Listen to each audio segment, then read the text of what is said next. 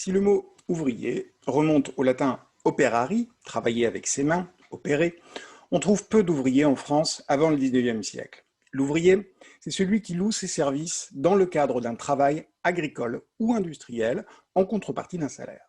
C'est donc tout naturellement que cette catégorie de travailleurs va devenir majoritaire au XIXe siècle, avec la révolution industrielle et le développement des usines et des mines qui suivent. Les ouvriers du XIXe siècle ont des caractéristiques très variées. Cela va des enfants, des 7 ans, aux personnes âgées, encore capables de se déplacer, hommes et femmes confondus. Les lois limitant le nombre d'heures de travail par semaine, ou l'âge à partir duquel un enfant peut commencer à travailler, sont venues à partir de la seconde moitié du XIXe siècle, fruit de luttes menées par les ouvriers pour améliorer leur situation.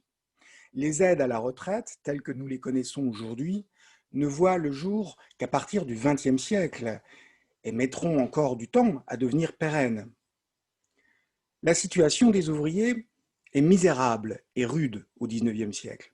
Venant souvent des campagnes pour trouver de quoi se nourrir, les ouvriers acceptent des conditions de travail dans lesquelles la mort n'est jamais loin.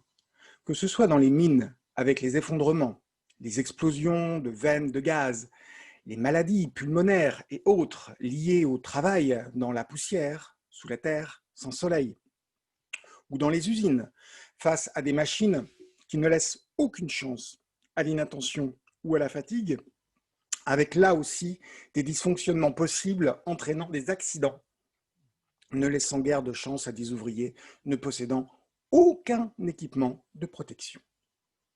Bref, la situation des ouvriers au XIXe siècle est précaire et misérable, soumis à une mortalité forte du fait d'un métier dangereux, de toute façon épuisant. Ils survivent plus qu'ils ne vivent et ne trouveront de salut que dans la formation de mouvements leur permettant de lutter pour leurs droits à travers des grèves et des luttes difficiles soutenues parfois par des penseurs, des idéologues ou des politiciens qui mèneront vers la création de lois permettant de mieux les protéger et leur garantir un minimum de confort de vie.